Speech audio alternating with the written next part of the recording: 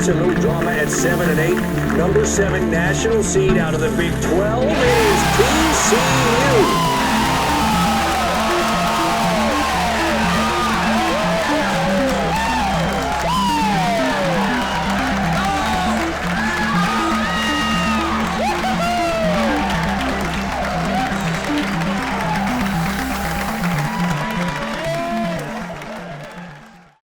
Kevin Crone, superstar first baseman for the Frogs. Man, it's your third year here, Kevin. I mean, it seems like yesterday you were coming out of Arizona with, what was it, most home runs hit just about in the nation as a high schooler. And look who I got here. I got Brandon Finnegan with us today, Frog fans.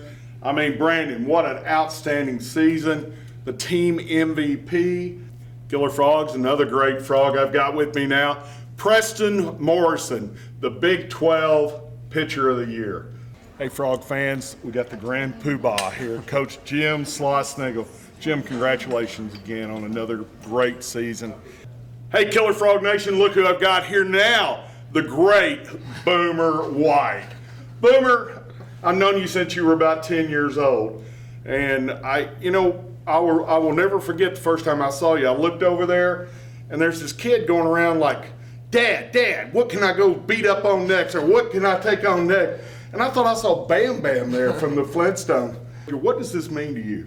It means a lot. I mean, it really, winning the Big 12 championship, making history at TCU was probably the most special thing I've done here at TCU. I mean, we won the conference championship when I was a freshman, but we didn't make history.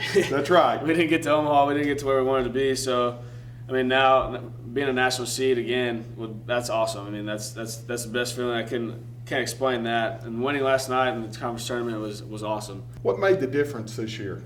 Yeah, no, I mean, our whole team. One thing that we tried to do this year is just go out and attack, our opponent. We didn't want them to bring the game to us. We wanted to take our pace of the game to the opponent. So that's something we've really done well this year at, and especially our pitchers going out and hunting hitters, throwing strikes, getting us back in the dugout as quick as we can to score more runs, and that's made it really easy on us as an offense. Is just we know we just have to get them a couple runs, and things are going to work out. So yeah, I mean, this is big step for the program, getting a national seed, and it's going to be a lot of fun going forward. What did that award mean to you, Preston? It's an honor to get that award, but honestly, you guys know the way I pitch.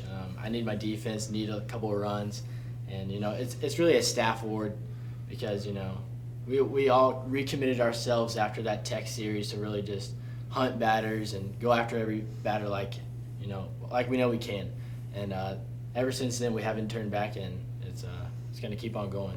Take me back to March 31st. What's the team complexion there? What changed from March 31st that we lost only 3 games since then? Well, we've played better baseball. That's obvious. That's obvious, but I'm not sure the date, what was going on then, but I know we had the UTA game where we played really well, and then Friday night, we were down 2 runs in the bottom of the 9th with 3 outs to get, and we came back and then won that doubleheader the next day, and and then Texas weekend was somewhere after that. So you kids just started getting confidence.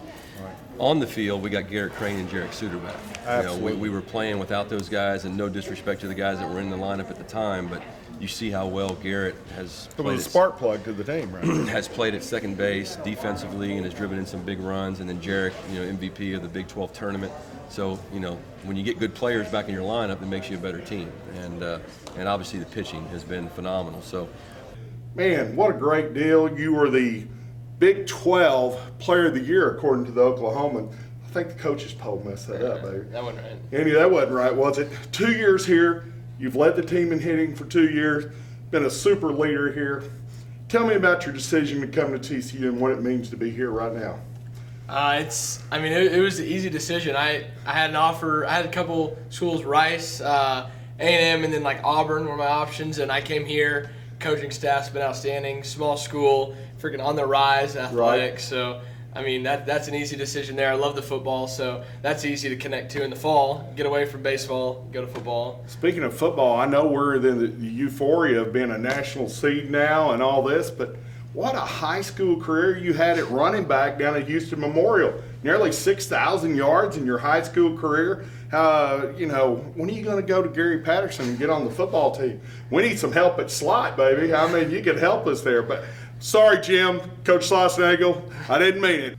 I know last year you had problems with the low breaking ball, and this year it looks like a different batter up there. What did you do to correct that to become the hitter you are now? Is it more patience? Is it more discipline? What happened there? Yeah, no, I've calmed down. I've matured a lot as a hitter. Last year, a lot of frustration built on top of one another. Right. Frustration at my own performance, frustration at the way our season was going as a team. Built on top, and I was just trying to do too much, swinging at dang near everything thrown forward.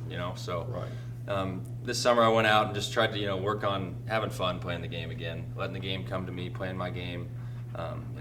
Seeing the pitch as deep as I can, and that's helped a little bit with my pitch recognition. I had a good buddy up in the Cape who kind of helped me out with that philosophy. He's kind of the same type of hitter as me, and he just says he tries to see the ball as deep as he can, almost trying to hit the ball out of the catcher's glove, and that's something I've incorporated in my own at bat, my own philosophy, and it's really helped me see pitches better and get a better pitch to hit. How'd you feel about the Frog support last night up in Oklahoma City? Oh, that was awesome. Hearing that TCU chant brings back a lot of memories. I mean, I heard it a lot in the regionals in my freshman year in A&M and in UCLA. So hearing that again just brought back chills. I mean, it's the best feeling. Well, I mean, this has got to be the biggest thing since you won that T-ball championship when you were 7 out at University Little League, right? Yeah. Is that it? Yeah. I mean, or is it not bigger than that? It's a lot bigger than that? I feel like a kid again, honestly. Really? That's it. That's great. Well, that's great. What was the scenario, how we found you? Didn't they find you in some tournament out in Atlanta or Georgia or somewhere? What was that? There's a big perfect game tournament in Atlanta and East Cobb.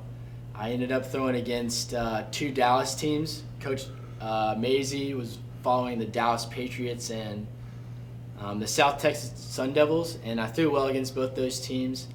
And Coach Schloss and Coach Maisie emailed me and stayed in contact with them. Came down for a visit for a camp down here, and they were able to give me a spot in the fall. And I said that's all I need, because I really felt that my abilities were going to show, and if I was going to make the team, I was going to make the team, and I feel like it's all worked out, and I have no regrets about it.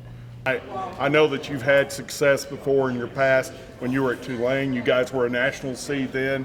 UNLV, you went to the College World Series. Tell me about what does this mean now to be not only a regional host, but a national seed for TCU? Well, the biggest thing that makes me proud of is where, compared to where we were last year. And when I came to TCU, I wanted to be a part of building a program that would last over time. And when you build a good program or a great program, that means every now and then you're going to have a bump in the road. And I know, we've raised the expectation here. And if you're calling me the Grand Poobah now, what were you calling me last year? That's right, the Grand Poo-Poo. No. I know. Go ahead. I'm sure that was the nicest. No, thing. sir. Take me back to March 31st. What's the team thinking? What's going on? You guys, things aren't going well. Not according to plan. What changed between now and March 31st? I think it all got sparked with a walk-off win versus West Virginia. Came from behind and beat Harrison Musgrave, who threw a great game. And absolutely, great pitcher for West Virginia. He's a tough out no matter what. So when we got that win, we ended up sweeping West Virginia, our first Big 12 sweep. And I know Coach Slosh gave us a little talk after, hey, if we got a run, this is going to be our spark. We can look back to this time and think about where it all got started. And it definitely, now looking back to about 2-3 months later, that was the time when we really got going. And it was kind of just camaraderie, confidence. We knew our pitching staffs, can compete with anyone in the country. And, our offense usually struggled at times early in the year, and now we've been clicking 1 through 9. If our top 3's not hitting right, then our bottom 3 can always pick us up. I know you had some little bit of irritation there in your shoulder here a few weeks ago. Everything looking good there? Oh, it feels great. I probably felt the best I felt all year. Was it Saturday against Baylor? Right. That's probably the best I felt all year. I felt like my stuff was back. I just felt like Brandon Finnegan. I felt like I did when I started the season. And it was there. I mean, you were registered 95 on the gun. You look like your old self there Saturday, and just mowing them down in something. And you know, I've got to tell you, Brandon, I was just a little disappointed though in some of our folks on Killer Frogs. You know, your biggest fan base is right there on Killer Frog, and these guys, there's like, I had a couple of them said, well, I hate to lose Brandon, but please, if he can't pitch anymore, his girlfriend's got to show up there. Is that, I mean, is there any, and please for the Killer Frogs Nation, will you let them know that I'm involved in helping you set this pitching staff up and rotation and stuff for the regionals and stuff. They don't think I have anything to do with it. And I don't get it, you know. Well, it's just funny. Every time when we were in Oklahoma City, every time I was sitting down writing a lineup, you were standing right next to me. Absolutely. That's what I'm telling them. They don't seem to get it. Well, we'd be in trouble if that happened for sure. Coach Jim Schlossnagle, congratulations. We're looking forward to great things and on to Omaha. All right, thank you. Go Thank you, Frogs. Coach. Hey, Killer Frog fans. Man, do we have somebody here today that I think you guys want to talk with. He considers himself, and some consider him the #1 TCU baseball fan. Somebody, there's a lot of people that also consider him the most annoying TCU baseball fan in the history of TCU baseball. And I know there's been lots of discussion, but I want to go over today with the clapper. And I want to learn the techniques that you have here. Now, we're not showing his face. Most of you know who he is, but at his request, we decided not to show his face. And so will you show us the technique that is so well known at all these TCU baseball games? Just learned it from my dad. He claps louder than I do. Guys, the loudest clap known in the history of American baseball.